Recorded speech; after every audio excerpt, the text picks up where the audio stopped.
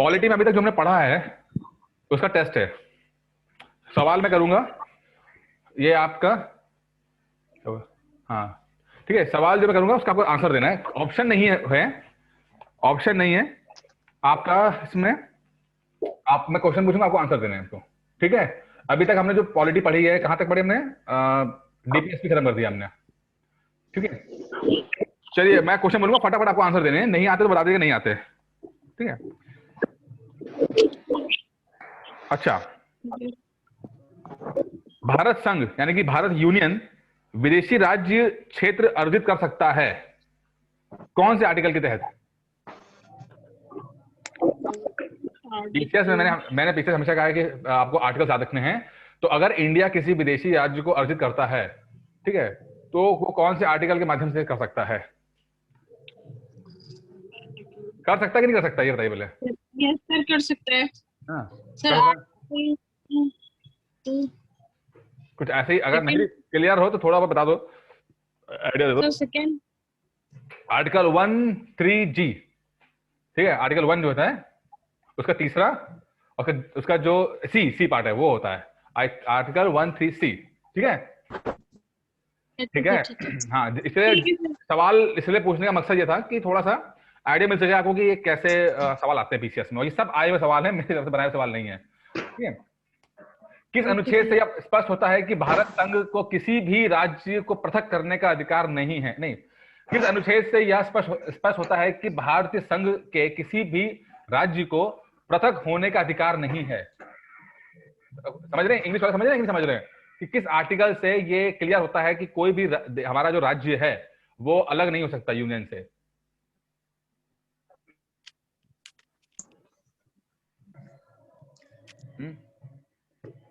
कौन सा आर्टिकल में है ये ऐसा? अच्छा, हमारा कोई राज्य अलग हो सकता है कि नहीं हो सकता, ये बताइए पहले।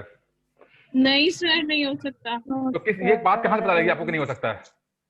किसने कहा कि नहीं हो सकता? फर्स्ट आर्टिकल फर्स्ट, बिल्कुल सही। आर्टिकल फर्स्ट कहता है कि कोई भी जो आर्टिकल है, जो राज्य है, वो अलग नहीं हो सकता, ठीक है ना? क्लियर हो गया? समझ में आ रहा है क्वेश्चन कैसे आते हैं ना, थोड़ा सा और आपको अपनी कमी से महसूस हो रही होगी कि कहां पर अभी कमी हो रही है, ठीक है। Yes sir. इस क्लास के बाद आप घर जाइएगा, आराम से बैठ के थोड़ा सा देखिएगा कि क्या क्या सवाल पूछे गए और आपने क्या क्या रिप्लाई नहीं कर पाए आप लोग, ठीक है।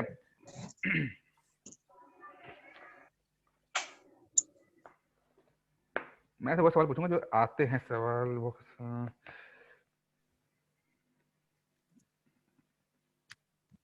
ये तो सवाल,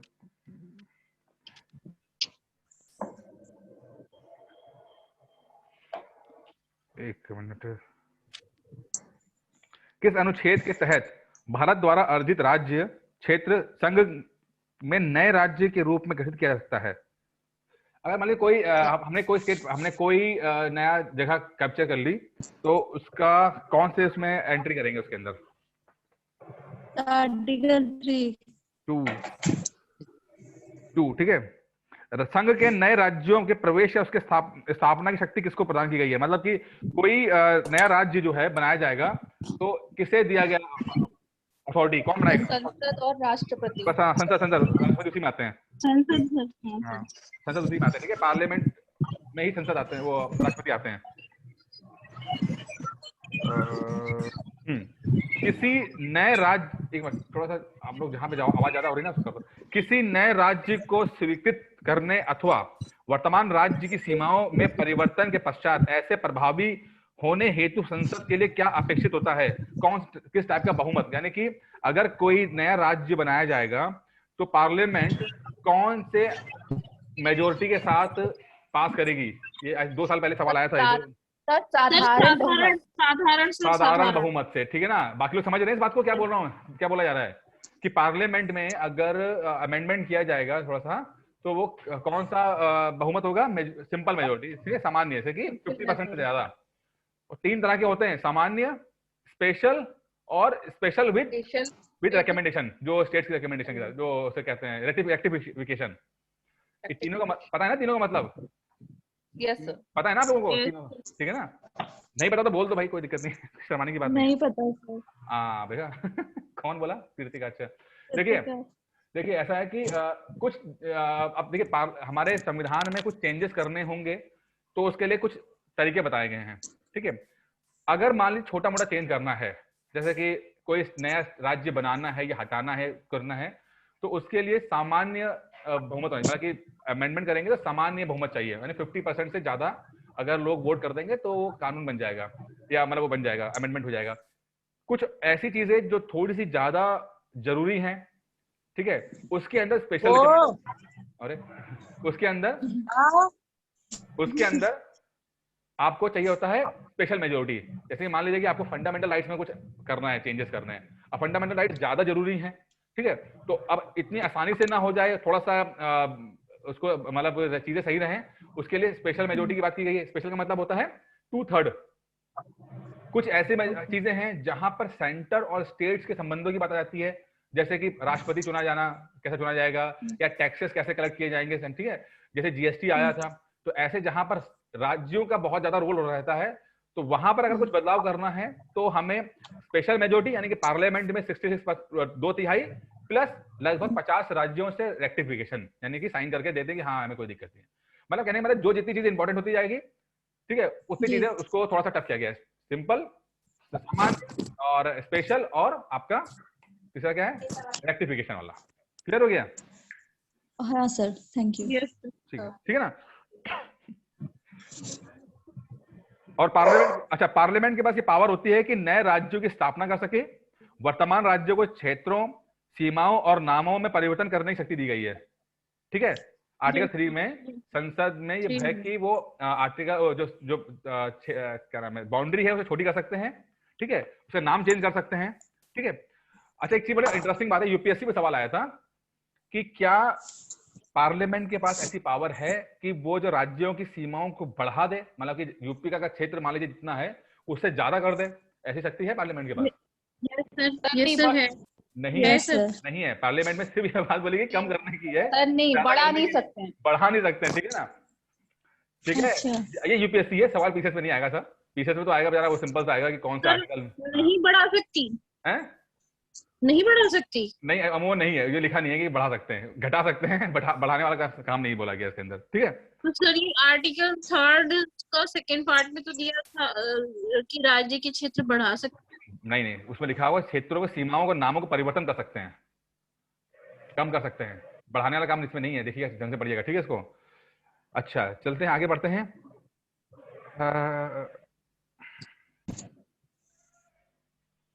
एक मिनट जाइए, सर राज्य के क्षेत्र को बढ़ा सकते हैं, मैंने तो पढ़ाया सर, गलत है पढ़ा है मैंने। आप मुझे देखिए, जो एक काम कीजिएगा, आप अपना आर्टिकल वो थे ना कर देना, मुझे भेज देना, ठीक है, मुझे भेज देना जहां जहां पे आपने पढ़ा है, जो करेक्शन अपने से, ठीक, कोई दिक्कत नहीं है। अच्छा, एक मिनट, आप जो भी हो मुझे व्हाट्सएप कर देना, मुझे स्क्रीनशॉट लेकर, समझते एक चीज को।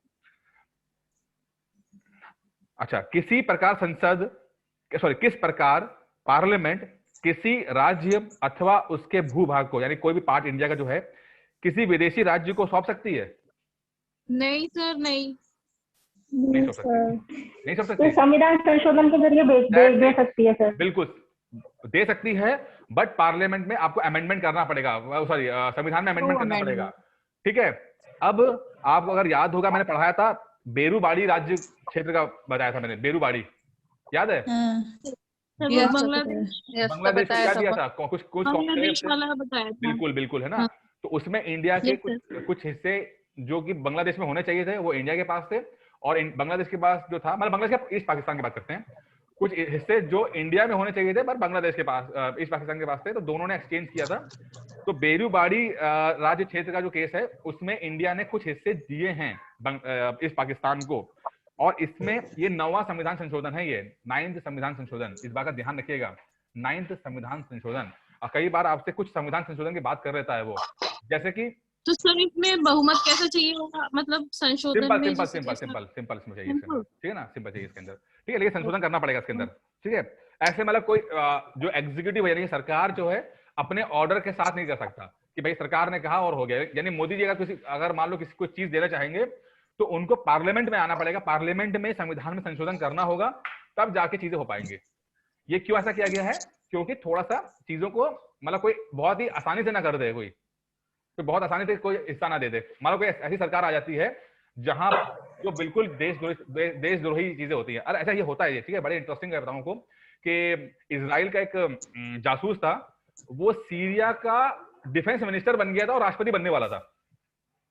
मतलब ये इतिहास में रहा है कि एक जासूस ऐसा इतना ज्यादा सक्सेसफुल हो जाता है कि वो एक राष्ट्रपति बनने वाला था एक देश का। समझो कि अगर वो सीरिया का राष्ट्रपति बन जाता तो क्या होता, ठीक है। वो अब ऐसा ही अगर मान लो कि कोई ऐसा, भगवान ना करे, लेकिन ऐसा कोई बंदा इंडिया में आ जाए और इंडिया का बन जाए, क्योंकि हमें कंडीशन सारे लेने पड़ते हैं, वर्स्ट कंडीशन लेनी पड़ती है।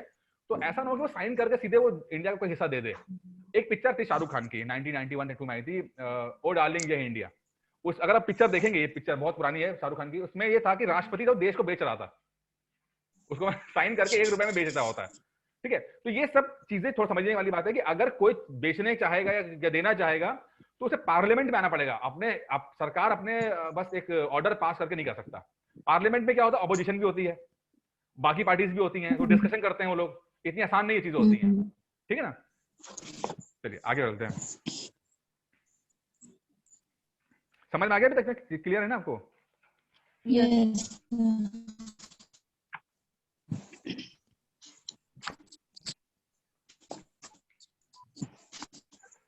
एक था आपका, देखिए जब पार्लियामेंट हमारा जब संविधान बना है तो कुछ कमेटीज बनी हैं। जब संविधान बन रहा था तो संविधान के लिए अलग अलग कामों के लिए अलग अलग कमेटीज बनी थी, ठीक है। जैसे कि ड्राफ्टिंग कमेटी, जैसे कि आपका झंडा कमेटी, ठीक है, जैसे कि आपका माइनॉरिटीज कमेटी, इस तरह की कमेटीज बनी। तो ये एग्जाम के लिए बहुत इंपॉर्टेंट है, भले नोट कर लो इसको आप, ठीक है।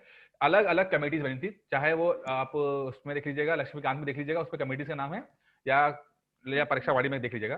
तो अलग अलग कमेटीज बनी थी। कुछ मेजर कमेटियां, कुछ छोटी कमेटी तो छोड़ देना, जो बड़ी बड़ी कमेटियां थी उसको देख लीजिएगा कि उनका काम क्या था। सर ये नोट्स में नहीं है क्या? कमेटीज देखना पड़ेगा मुझे, शायद छूट गया होगा मुझसे, है ना, तो देख लीजिएगा उसके अंदर। सर थोड़ा सा नेम बता दीजिए मेन कमेटी का। अभी बताता हूं मैं। जैसे ड्राफ्टिंग कमेटी है, अब ड्राफ्टिंग कमेटी है, ठीक है। ड्राफ्टिंग कमेटी का काम है, जो कमेटीज रिकमेंडेशन देंगी, ठीक है, वो ड्राफ्टिंग कमेटी उसको लिख के उसको सही तरीके से पेश करेंगी, ठीक है। अब जैसे कि सरदार वल्लभ भाई पटेल थे, वो माइनॉरिटीज कमेटी के, ठीक है, या नेहरू जी थे, वो कमेटी थे, झंडा कमेटी के अध्यक्ष थे। ये आपका सवाल पूछेगा आपसे, झंडा कमेटी के अध्यक्ष कौन थे, या माइनॉरिटी कमेटी के अध्यक्ष कौन थे, या ड्राफ्टिंग कमेटी के अध्यक्ष कौन थे। तो ड्राफ्टिंग कमेटी के अध्यक्ष कौन थे? कौन था? B.R. अम्बेडकर, ठीक है। और अम्बेडकर, हाँ, के साथ और कौन कौन लोग थे? सर 7 लोग थे। बताइए नाम याद है आपको? हाँ बोलिए। अमृता कौर, अमृता कौर नहीं थी, नहीं। K.M. मुंशी, सर के मुंशी, ठीक है। सर है नेपाली वाला, सर सैयद, मैं बताता हूँ। हाँ कोई बात नहीं, सुनिए। अम्बेडकर, के मुंशी, स्वामी अयंगर, ठीक है, कृष्ण स्वामी अय्यर, मोहम्मद सदुल्ला, B.L. मित्रा और D.P. खेतान। जिसमें से शायद एक बंदा मर गया था, उसको रिप्लेस किया गया था उसको, ठीक है। चलिए ये याद रख लीजिएगा, थोड़ा सा इंपॉर्टेंट चीजें हैं ये, ठीक है। अच्छा, भारतीय संविधान की प्रस्तावना में, यानी कि आपके प्रियम्बल में 3 प्रकार के जस्टिस यानी न्याय की बात की गई है, उसको बताइए। सोशियो इकोनॉमिक पॉलिटिकल, ठीक है। फिर से और लोग और बताइए। 2019 का आने वाले हैं। इकोनॉमिक जस्टिस, पॉलिटिकल जस्टिस, ठीक है। और सीक्वेंस है सोशल, इकोनॉमिक, पॉलिटिकल जस्टिस। ये कहां हमारे प्रियम्बल के अंदर है। आप प्रियम्बल पढ़ेंगे, मैंने जो पीडीएफ दिया था, पहले पीडीएफ देखिए, उसमें लिखा होगा कि इंडिया में 3 प्रकार के जस्टिस आपको रहेंगे, सोशल जस्टिस और राजनीतिक जस्टिस। अच्छा मुझे ये बताइए, अगर मान लीजिए आपका इकोनॉमिक जस्टिस नहीं मिल पा रहा है, आपको लगता है कि प्रियम्बल में तो लिखा है लेकिन आपको मिल नहीं पा रहा है, तो आप क्या कोर्ट जा सकते हो उसके लिए? नहीं सर, नहीं कोर्ट नहीं जा सकते। क्यों नहीं? क्योंकि सर जा सकते हैं।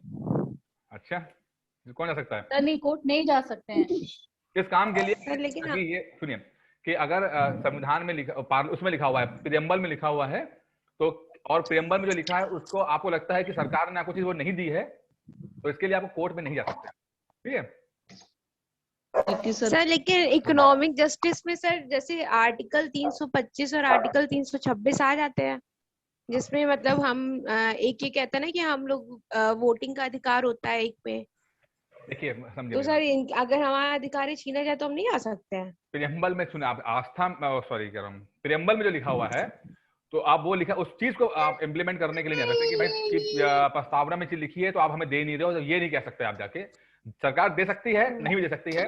कुछ चीजें ऐसी हैं जो ये माना गया कि जब सही समय आएगा, जब सही टाइम आएगा, जब चीजें हमारे पास रहेंगी तो हम दे देंगे। वो सब चीजें डीपीएसपी में बोला गया है, डायरेक्टिव प्रिंसिपल के अंदर बोला गया है, ठीक है। कुछ चीजें तुरंत दे दी गई थी, जैसे फंडामेंटल राइट दे दिए गए थे, ठीक है ना। अगर फंडामेंटल राइट्स का हनन होता है तो आप जा सकते हो, आप कोई दिक्कत नहीं है, ठीक है। चलिए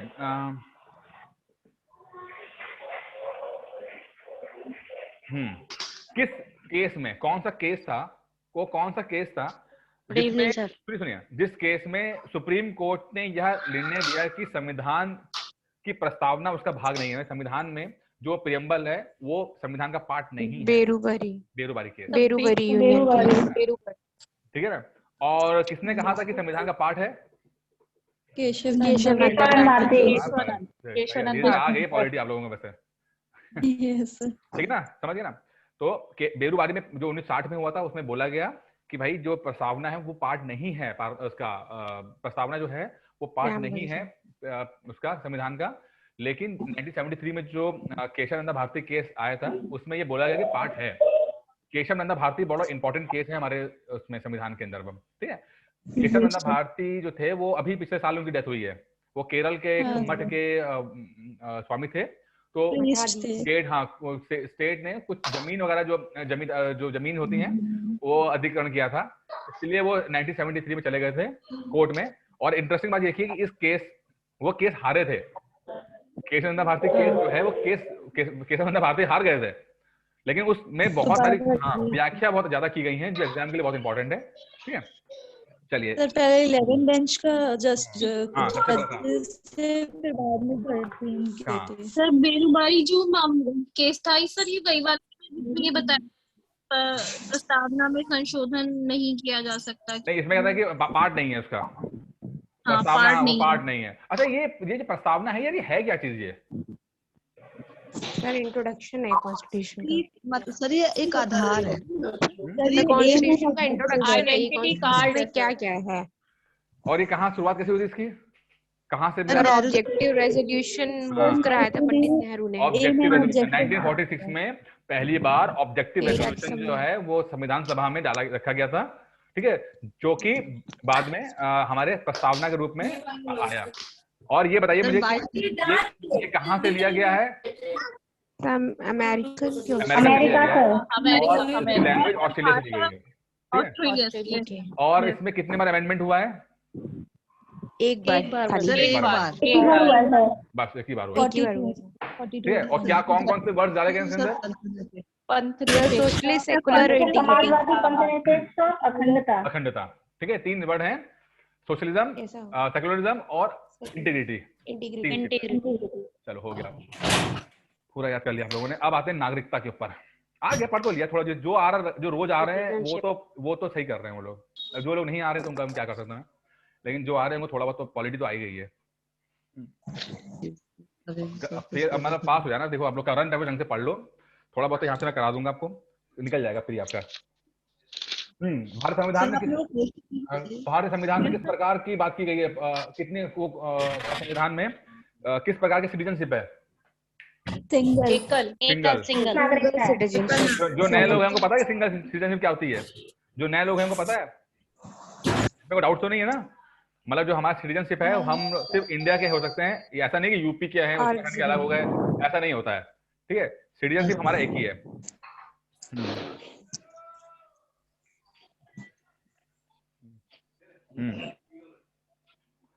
चलिए आगे देखते हैं।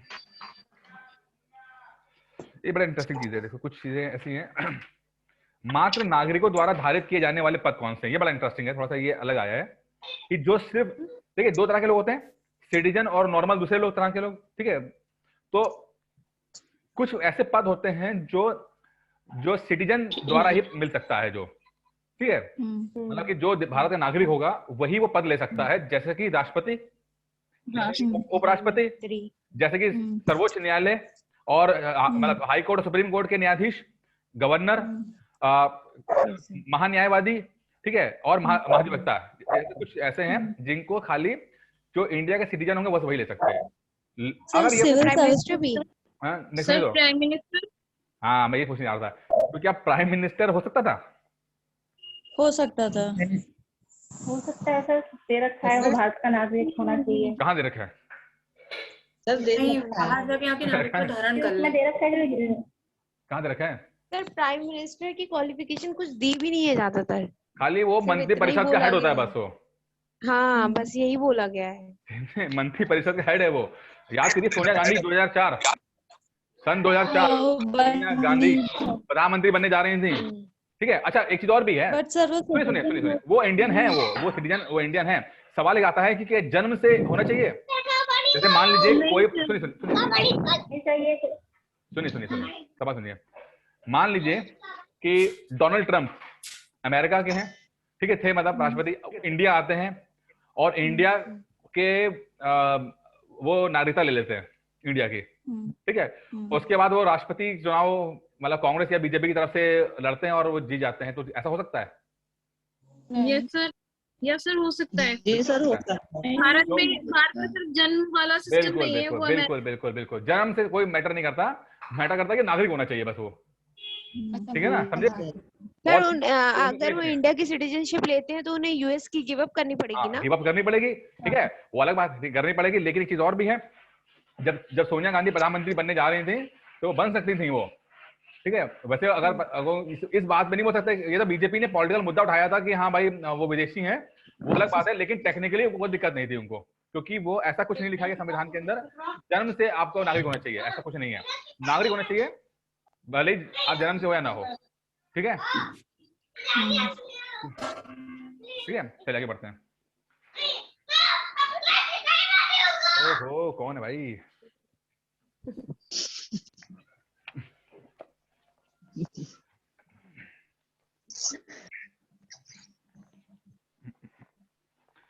एक ऐसे पढ़ते हैं, मैं पढ़ रहा हूँ, ठीक है। संविधान अंगीकृत किए जाने यानी कि 26 नवंबर 1949 में पहली बार संविधान को क्या किया था, साइन करके अंगीकृत कर लिया गया था। इम्प्लीमेंट हुआ था आपका जनवरी में, 26 जनवरी को हुआ था, ठीक है। के साथ ही नागरिकता संबंधी तत्काल प्रभाव से लागू किए गए अनुच्छेद कौन से थे? मतलब कि जब देश आजाद हुआ, मतलब जैसे ही संविधान 26 नवंबर 1949 में साइन किया गया, पहली बार लिया गया, साइन किया गया, अंगीकृत किया गया, मतलब तो कुछ संविधान तुरंत लागू हो गए थे, मतलब कुछ आर्टिकल्स लागू हो गए थे जिसमें आपका आर्टिकल 5, 6, 7, 8, 9 था, तुरंत लागू हो गए थे, क्योंकि ये चारों पांचों आपके सिटीजनशिप वाले मैटर में करते हैं। और उस समय इंडिया पाकिस्तान के ऊपर जो है, वहां बहुत सारे लोग इधर उधर इंडिया से इधर जा रहे थे, मतलब पाकिस्तान, और पाकिस्तान से इंडिया आ रहे थे, तो कई लोग कंफ्यूज थे कि उनको सिटीजनशिप कौन से मिलेगी। इसलिए सबसे पहले उन्होंने इस बात को इंप्लीमेंट कर दिया गया था कि तुरंत भैया नागरिकता वाले चीजें जो हैं वो लागू हो जाएंगी।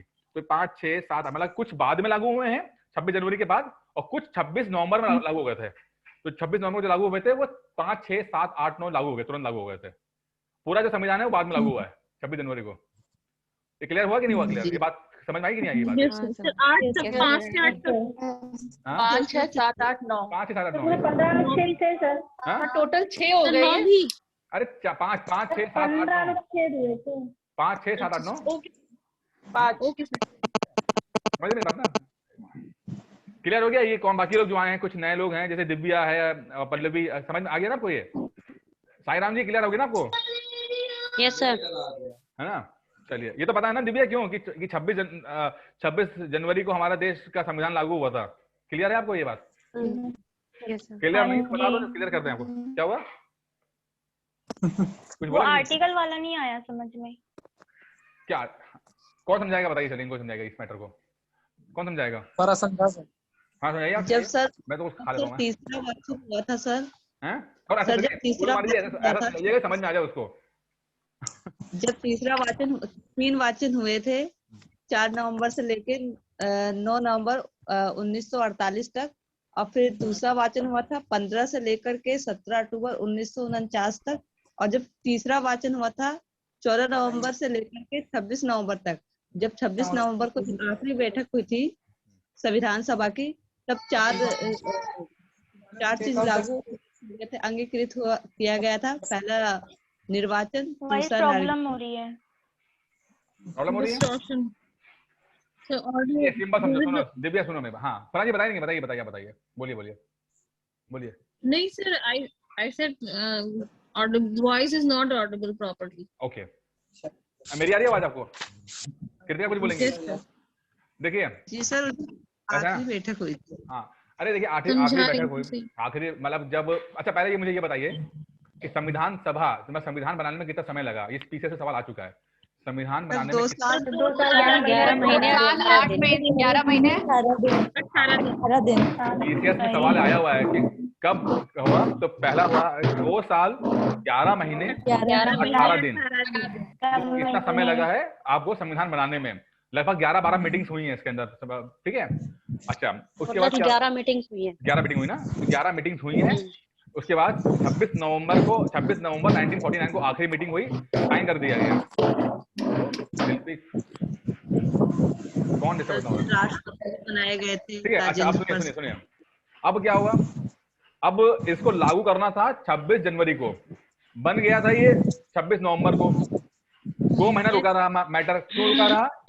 आपको बता दें इतिहास वालों बच्चों क्या जानने के लिए कि 1930 में हमारे देश में 26 नवंबर को संविधान इंडिपेंडेंस डे के रूप में मनाते थे हम लोग, ठीक है ना। हम लोग 26 जनवरी को इंडिपेंडेंस डे, ठीक है, 1930 से मनाना शुरू किया था। पहली बार नेहरू ने स्टार्ट किया था। टी-शर्ट डाल लो। क्या बोल रहे हो? नहीं खाना है। अरे भैया माइक तो बंद कर लो, कर दीजिए। अरे बंद करो, बंद ही नहीं हो रहा हुआ, ठीक है। आपको खाना देखिए, अब क्या हुआ कि पहले 26 जनवरी को एज अ इंडिपेंडेंस डे हम लोग सेलिब्रेट करते थे, लेकिन 1947 में ये हुआ कि हमारा देश 15 अगस्त को आजाद हो गया। तो 15 अगस्त को आजाद हो गया तो 26 जनवरी की वेटेज को बनाए रखना, क्योंकि लोगों के पास मेमोरी में पिछले 15 साल से वो लोग मना रहे थे, तो उस मेमोरी में था वो 26 जनवरी।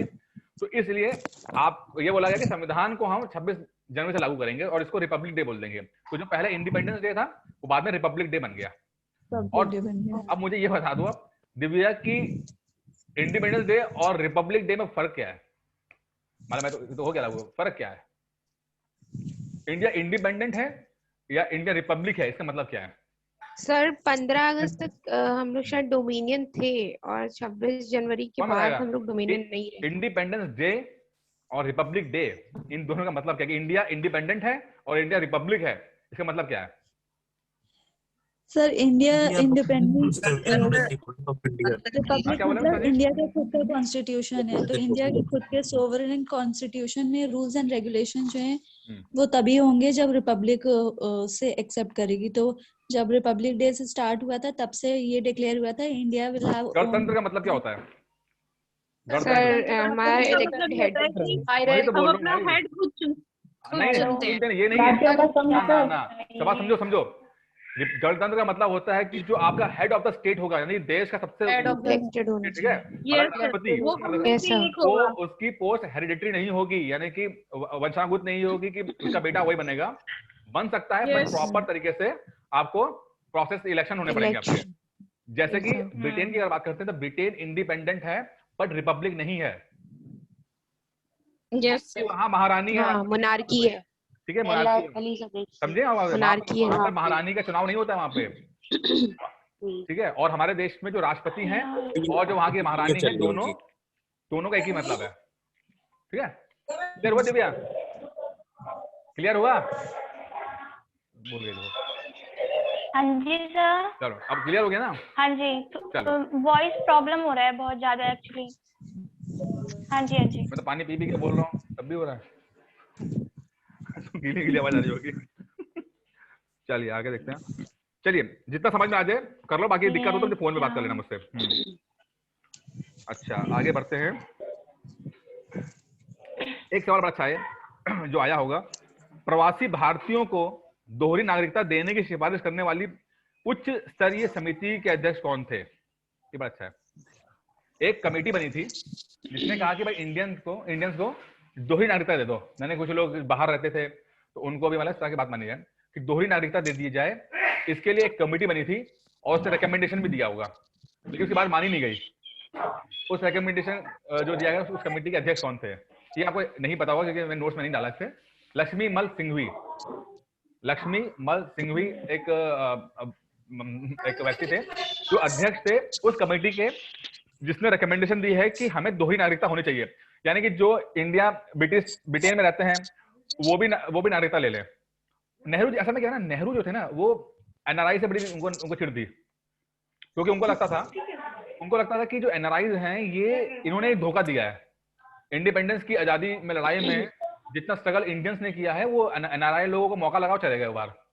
इसीलिए शुरुआती दौर में इंडियन गवर्नमेंट ने इंडियन डायस्पोरा को ज्यादा तवज्जो नहीं दी, लेकिन जैसे जैसे समय गुजरता गया इंडियन डायस्पोरा का मतलब होता है वो इंडियंस जो बाहर रहते हैं, चाहे वो एनआरआई के रूप में, चाहे वो बहुत पहले 100 साल पहले चले गए हों और उनके पापा दादा वहां पर रह रहे हों, ठीक है, जैसे वेस्ट इंडीज वगैरह में है, इंग्लैंड वगैरह में, इस रूप में। तो इंडियन डायस्पोरा कहते हैं जो वो इंडियंस जो नस्ल से जो इंडियन है बट उनकी नागरिकता बाहर की है, ठीक है। समझ रहे हैं ना इस बात को, क्या मतलब है इंडियन डायस्पोरा का मतलब? तो नेहरू ने पहले तवज्जो नहीं दी, लेकिन बाद में समय गुजरा और धीरे धीरे इस बात की बढ़ती गई कि इंडियन डायस्पोरा जो है वो बहुत इंपॉर्टेंट है और सॉफ्ट पावर क्रिएट करने में बहुत इंपॉर्टेंट है। अब ये जो मैं बात कर रहा हूँ इंडियन डायस्पोरा की, ये आपके मेंस में जीएस का टॉपिक है, GS 2 का टॉपिक है इंडियन डायस्पोरा, ठीक है। इसको थोड़ा समझना जरूरी है। कई बार सवाल पूछा जाता है मेंस में कि इंडियन डायस्पोरा क्यों इंपॉर्टेंट है, वो लोग क्यों इंपॉर्टेंट हमारे लिए हैं, जो विदेश में रहते हैं क्यों इंपॉर्टेंट है? कोई सवाल आएंगे? सर ये इंडिया की जीडीपी में कंट्रीब्यूट करते हैं एक बहुत बड़ा हिस्सा, इकोनॉमी सर जीडीपी में कंट्रीब्यूट करते हैं एज अ रेमिटेंस। और बताइए जल्दी बताइए, और बताइए क्यों एनआरआई इंपॉर्टेंट है? अरे हमारे सारे पिक्चरों के हीरो शाहरुख के तो एनआरआई होते हैं वो तो। और जल्दी बताइए सर मेन तो यही है कि जीडीपी में बहुत बड़ा योगदान देते हैं। सिर्फ पैसे की बात नहीं है, आपको कितना मनी माइंडेड आदमी हो लोग, सिर्फ पैसा दिखाई दे रहा है हम विदेशियों का करते हैं कितने, सिर्फ जो बोला पैसा जीडीपी में कंट्रोल सर उनके लिए वो तो केवल इकोनॉमी नजर आ रही है। हाँ बस पैसा दिखाई दे रहा है, बस कुछ नहीं दिखाई दे रहा आप लोगों को। देखिए 2-3 रास्ते से वो हर चीज में अपना इन्वेस्टमेंट करते हैं। बिल्कुल। अब मुझे ये बताओ, हेलो दिव्या ये बताओ, आपने कहा इन्वेस्टमेंट करते हो, सुनो इन्वेस्टमेंट करते हैं। हाँ जी। अब इन्वेस्टमेंट भी 2 तरह से होते हैं, ठीक है। इन्वेस्टमेंट मींस कि सुनो तो मेरी बात, एक होता है FDI फॉरेन डायरेक्ट इन्वेस्टमेंट और एक होता है FII फॉरेन इंस्टीट्यूशनल इन्वेस्टमेंट। इन दोनों में क्या फर्क है और क्या अच्छा है क्या बुरा है, इसके लिए बताइए हमें। हाँ दोस्त से देखे कहता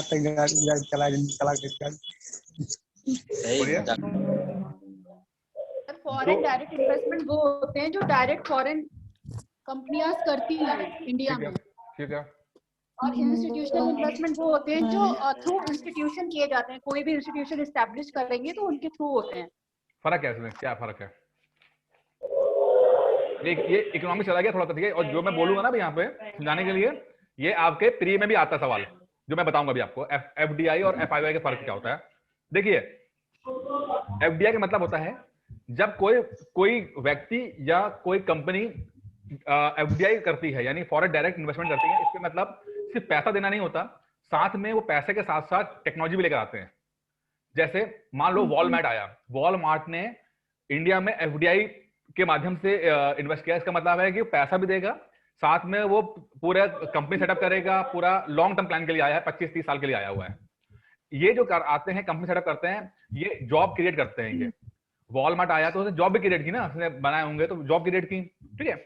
टेक्नोलॉजी लेकर आया, जो बैक ऑफिस टेक्नोलॉजी है, वॉलमार्ट वगैरह जो वर्ल्ड फेमस जो दुकानें हैं, कंपनीज हैं, वो अपने साथ पैसा लेकर आया, टेक्नोलॉजी लेकर आया, एक्सपीरियंस लेकर आया, मैनेजमेंट लेकर आया, ठीक है, जिसका फायदा इंडियंस को होगा। लेकिन जब FII होता है, इसमें अमूमन कंपनियां शेयर से पैसा लगाती हैं, किसी कंपनी में शेयर मार्केट के माध्यम से आती हैं। अब ये होता क्या है, एक तो ये शेयर मार्केट के माध्यम से आती है तो डायरेक्ट इन्वेस्टमेंट ऐसा पब्लिक को कोई नहीं होता, कंपनी को तो फायदा होता है, इनको पब्लिक को फायदा नहीं होता है, कोई जॉब क्रिएट नहीं होती है। जैसे ही उनको मौका लगता है ये तुरंत निकल भी आते हैं। जैसे मान लो इंडिया में वक्त अच्छा चल रहा है, इन्होंने बहुत सारा FII किया, लेकिन जैसे पता लगा कि अमेरिका में हालात ठीक हो गए, ये इंडिया को छोड़ के अमेरिका कंपनी में इन्वेस्टमेंट करना शुरू कर देंगे शेयर मार्केट के अंदर। तो ये लोग टेम्परेरी होते हैं, पैसा बहुत सारा लेकर आते हैं, बट ये बहुत ज्यादा ये कोई ऐसा कोई टेक्नोलॉजी लेकर नहीं आते, कोई जॉब क्रिएट नहीं करते हैं, सस्टेनेबल नहीं होते हैं, कुछ समय के लिए आते हैं ये लोग, ठीक है। इसीलिए हमेशा एफडीआई के माध्यम से जो पैसा आता है वो ज्यादा बेहतर होता है। सरकार भी सोचती है कि एफडीआई के माध्यम से ज्यादा पैसा आए, ठीक है। अच्छा, अब क्या है, जो ये बाहर के विदेशी लोग जो इंडियंस हैं, जब ये इंडिया आते हैं तो बहुत सारा एफडीआई में के माध्यम से पैसा लेकर आते हैं, ठीक है। नई टेक्नोलॉजी लेकर आते हैं, नया पैसा लेकर आते हैं, मैनेजमेंट स्किल लेकर आते हैं। देखा गया है कि जो इंडिया का टोटल एफडीआई में मोर देन 60% तो वही लोग हैं जो एनआरआईज हैं, जो इंडियन डायस्पोरा के लोग हैं। तो ये तो पैसा लेकर आते हैं, जो बिल्कुल सही है, साथ में टेक्नोलॉजी भी लेकर आते हैं, एक्सपीरियंस भी लेकर आते हैं। एक चीज और भी होती है जो बहुत इंपॉर्टेंट है, समझना पड़ेगा कि ये जो इंडियंस हैं बाहर रह रहे हैं, ये लोग सॉफ्ट पावर के रूप में काम करते हैं। सॉफ्ट पावर का मतलब होता है, जैसे मान लो जो अमेरिका में डोनाल्ड ट्रंप है, अब जैसे इस समय जो आपके जो वाइस प्रेसिडेंट है अमेरिका की, कमला हैरिस, वो इंडियन डायस्पोरा हो गई, ठीक है ना, वो इंडियन है, समझ रहे ना। कमला हैरिस जो आपकी वाइस प्रेसिडेंट है, वो एज अ इंडियन डायस्पोरा। अब क्या होगा, ये लोग इंडियंस नहीं होते, बट वहां की पॉलिसीज में, वहां के पॉलिटिकल पॉलिसीज में, वहां की इकोनॉमिक पॉलिसीज में इंडिया के लिए बहुत ज्यादा सपोर्ट करते हैं ये लोग। जब पॉलिसी बनेगी, ठीक है, तो चूंकि वो इंडियन है तो एक तरह सॉफ्ट एंगल रहता है, तो वो ऐसी पॉलिसीज बनवाते हैं या प्रेशर डाल के या खुद बनाते हैं जिससे कि इंडिया को फायदा हो जाए। इसीलिए इंडिया, वो इंडियंस जो अमेरिका में रह रहे हैं, चाहे वो सॉफ्टवेयर इंजीनियर हो, चाहे वो पुराने पॉलिटिक्स में हो, वो बहुत फायदा कर रहे हैं इंडिया को, और इंडिया और यूएस की रिलेशनशिप को मजबूत कर रहे हैं। आप देखो पिछले 20 साल से इंडिया और यूएस के संबंध मजबूत हुए हैं, पहले ऐसा नहीं था। 50 के दशक में अमेरिका पाकिस्तान की तरफ बिल्कुल उसको था, वो इंडिया को इतना तवज्जो नहीं देता था। अब इसकी कहानी भी लंबी है, बाद में सुनाऊंगा उसे। लेकिन अब जब से इंडियन डायस्पोरा वहां पे मजबूत हुआ है, जब से वहां के इंडियंस के पास पैसा आया है, उन्होंने चुनाव में बहुत बढ़ चढ़ के पार्टिसिपेट किया है, वहां की पॉलिटिकल पार्टीज को पैसा दिया है। यही कारण है कि जब अब कोई पॉलिटिकल पार्टी जो भी जीत के आती है, चाहे डोनाल्ड ट्रंप जीत के आते हैं, चाहे जो बाइडेन जीत के आ रहे हैं, जो पॉलिसीज बनाएंगे वो इंडिया के फेवर में होगी, क्योंकि वहां पे इंडियंस बैठे हैं जो कि इंडिया के लिए काम करते हैं। तो सॉफ्ट पावर कहते हैं इसको, युद्ध नहीं कर रहे हैं, सॉफ्ट पावर हो रही। दूसरा कल्चरल डोमिनेंस भी होता है। अब देखिए, अब अमेरिका में या ऑस्ट्रेलिया में, इंग्लैंड में आप देखो कितने सारे इंडियंस हैं, तो वहां की जो कल्चरल एक्टिविटीज होती हैं, अब ये इंडियंस वहां जाते हैं तो वहां त्योहार मनाते हैं, ठीक है, बहुत कुछ करते हैं। तो वहां के उस देश के लोग भी समझते हैं कि भाई इंडिया क्या चीज है, तो इंडिया के संबंध उन देशों से बहुत मजबूत होते हैं। और ये कारण है कि इंडिया पिछले 20-25 साल के अंदर पाकिस्तान से ज्यादा ग्रो किया है, और बड़े देशों के अंदर इंडिया का जो सपोर्ट है वो बड़ा है, वो क्योंकि वहां डायस्पोरा ने ना सिर्फ पैसा दिया है, बल्कि एज अ सॉफ्ट पावर भी वहां पर उन्होंने काम किया है। क्लियर हो गया ये? यस, पूरा क्लियर हो गया ना? ये मेन सा टॉपिक भी आपका आ गया। इसमें मैंने आपको इकोनॉमिक्स बता दिया, एफडीआई और एफआईआई के बारे में बता दिया मैंने आपको, ठीक है। ये सवाल पीछे से पूछते हैं आपके। अब मात्र 25-30 सेकंड रह गए, तो बाकी कोई सवाल पूछना तो बता दो, बाकी कल सवाल पूछ लेंगे थोड़ा सा और आपके। ये सर कभी क्वेश्चन पूछिएगा सर। ये पूछूंगा मैं अभी इसको, जब तक मैं डीपीएसपी खत्म नहीं कर दूंगा तब चलता रहेगा इसके अंदर, ठीक है? ओके सर, ठीक है, चलिए ठीक है, बंद करते हैं, ठीक है, ओके ओके। टेस्ट का क्या ओके सर, टेस्ट मंडे को लूंगा, मंडे को पक्का।